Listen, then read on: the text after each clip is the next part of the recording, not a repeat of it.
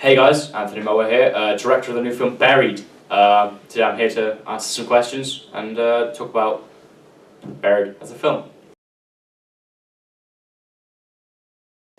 My storyline follows Jacob. He is a mentally ill character within, in my film. He's somewhat of an anti-hero. It's hard to put him into some sort of bracket of antagonist, protagonist, because we had in the morals that our film set up, it's a very grey area, so it's not very black and white. We follow him through his life, or through a small part of his life, where it becomes revealed that his girlfriend has died. We don't actually learn very much about the film. There's snippets here and there of what we learn, and the audience itself is actually put in a place where they have to make their own decision about was he the one who killed her? Was it justified if he did? These sort of things that are put in place for him, for the audience rather, to answer. She is revealed as having a bipolar disorder as well. She has frequent mood swings, and within our film, you would assume the convention of the male killing the woman as her being quite innocent, her being the victim of it all. But it comes that maybe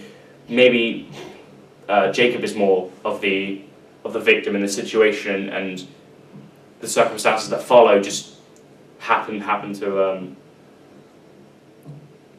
be unconventional, I guess.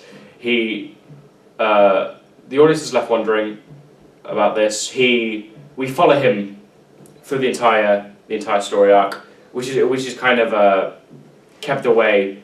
Which is rather different from a lot of the conventions of these sort of psychological thriller films, where you follow the detective or you follow someone trying to hunt and find the killer. And this leads to a lot of tension. It leads to the audience almost somewhat rooting for him. It's very odd to have this somewhat support for what the audience could assume to be the murderer. We're not sure who or what had happened or who did what, but we follow him through his story arc, trying to evade any sort of detectives or police work, and really possibly come to grips with what he's done or what he hasn't done or what he thinks he's done. Yeah, that's kind of the main story arc. I'm not trying to give too much away. I feel like the character in that film defies the normal convention of a killer within a psychological thriller horror sort of film. I feel like the convention would be to have him be apathetic, really lacking a sort of empathy, lacking any way for an audience to relate. And I feel like within our film, Jacob has this sort of air about him that people can relate to, his isolated feeling. I feel like a lot of people have gone through it at one point or another, not to the extent where they've obviously gone and done something like this, and that's why he feels so well. They don't have this mental illness, but definitely have felt alone, and I feel like people can relate to that somewhat, and I feel like that's how we challenge this convention within the film, is that we create a killer that people understand and can almost justify what he did, which I think is quite an achievement. It seems, despite all conventions and everything leading up to it, that maybe she isn't the victim within this. Maybe she isn't an innocent victim as you would think within the typical kind of film. She has this sort of bipolar order where she too has turns. It's not stated how often or frequent these turns are, but it almost comes across somewhat that perhaps she was relatively frequently turning into quite aggressive towards Jacob, our main character, within their relationship. It's a very grey area, and the audience is almost, for the most part, left to figure out and assume the role of the detective and decide what happened, what really happened that night, and who was to blame, and how sober-minded, I guess, the characters were when all this went down. Little tips and little nibs here try and reveal what happened. You'd have to be really nitpicky to try and come up with a theory for what happened. I think for as many people watch it, there'll be as many different ideas about what happened. Yeah. Well, for our setting, it was really important that it was isolated. It was far away from, or appeared rather far away from anywhere of anything significant. So we came across these woods that we used in a very effective manner. It's very relatively dense in the places we were filming. There's plant life very far away. It didn't look like it looked like it was in the middle of nowhere, which was the point and what we wanted to put across. The isolation that we had, or that we put across in the film, was important for us because we really wanted to mirror what our main character was feeling, what Jacob was feeling at this time. He feels very isolated. He feels alone, and I feel like putting him in a place where he's very much alone is a really good way of putting that across to the audience. Yeah, I guess it's a weird case, possibly, of pathetic fallacy, but I think it's very effective within our film. I think we use it very well. Sometimes it's very subtle, but it's definitely not. But yeah, the film is very dull, quite in terms of colour. I took a lot of inspiration from David Fincher's work within Seven. That has a very kind of grey brown kind of colour palette, very dull. It has connotations of hopelessness, kind of this sort of things, very little things. But in the editing process, it was something that we definitely decided that we wanted within our film. That it needed toning down.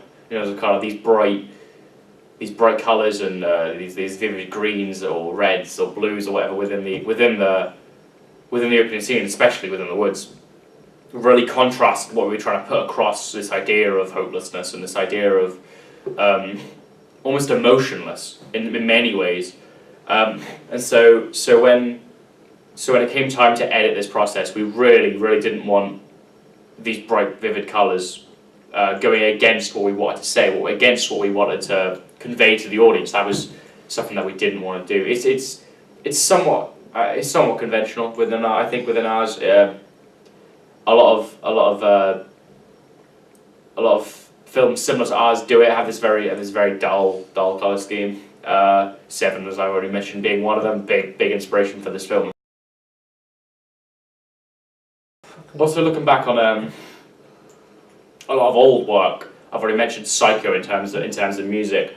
Back in the black and white era of films, there was no colour there, and I look back on that, there was no colour, and it still worked very effectively without using the sense. And I wanted to not go black and white. That wasn't the intention, of course not. But somewhat of a throwback to. I mean, they didn't need this use of. I feel like an intentional use of lack of colour is somewhat of a throwback to that kind of era, with the black and white era, that allows us to play in a little bit of nostalgia, maybe of older fans, possibly. I just feel like it was a nice way of tipping my hat somewhat to older thriller films and how effective they were in making messages. I think our atmosphere is relatively conventional. I think within these thriller films that you really need to build up the sense of tension. I think with the use of music, with the use of the setting and costume and these characters, I really think there's a sense of tension build up, especially in our opening scene, which is I think where it all needs to really grab the audience in the first few minutes of the film. That's why I used it so much. Why I tried to build up such a large amount of tension, because you really don't know what's going on for the majority. You just see a blackened figure walking through a woods with a shovel. You assume the worst. Well, then Buried, the sound itself is almost its own character. It's a very important aspect to our film. It's one of those parts of the film that when you go back and rewatch the film, you realize how how it almost becomes its own character, how it becomes this really important feature within our film, how it builds the tension, it builds the atmosphere. It blends in quite nicely. It's very grand, it's very large, it's very intrusive almost.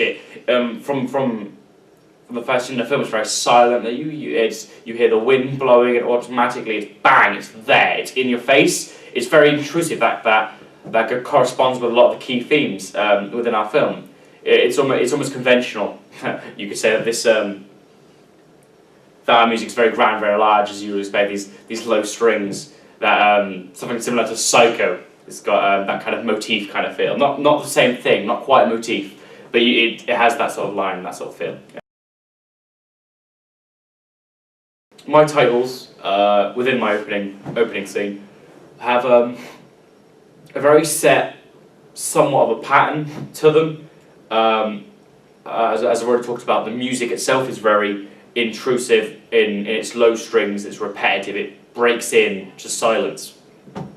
And so on screen, I wanted a very visual representation of this interruption with my titles. It cut every time, well, not every time, every so often when one of these low strings or low repetitive strings break in to the silence, my title breaks in with a title, and like a director or an actor. That is a visual representation of an intrusion. They're very simple titles. There's not much fancy to them. It's a white bold lettering on a black background. That was intentional. I feel like overcomplicating them would have really taken away from the simplicity and the isolation that we were trying to build up within this opening. The black and white being very contrasting. Again, building up this idea of contrasted emotions, this theme that we were really trying to build up within our film. It was very important to us that we build up these contrasting emotions, and the white on the black kind of conveyed that in a nice manner. The contrast between black and white within the titles is quite important to me. The idea that black and white are on the opposite end of the spectrum, and in between there's this kind of grey area. And to me, it's kind of a big theme.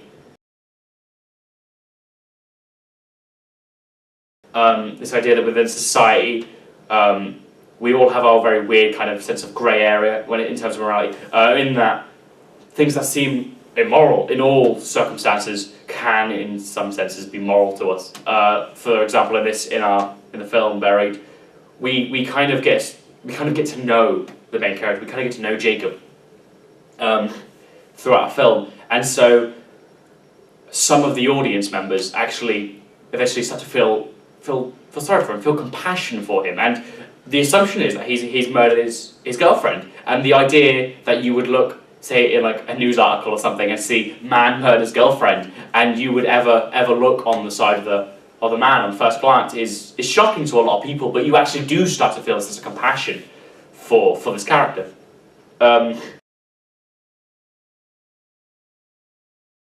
The intrusiveness of these titles also came across to mean very touching on another subject, the mental illness the illnesses that people have, how intrusive they are to people's lives.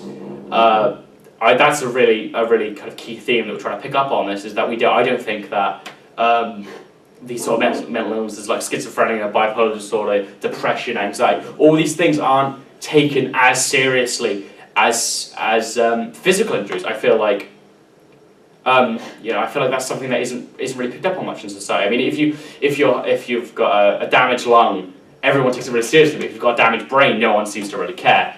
And that's something we really wanted to highlight.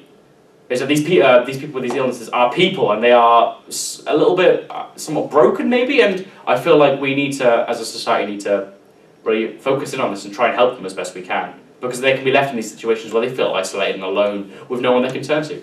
So I feel like these titles are very important to put across, even if it is subtly, I guess, almost inconspicuous. Just putting them in there, putting these themes in, make sure that people can get them later on.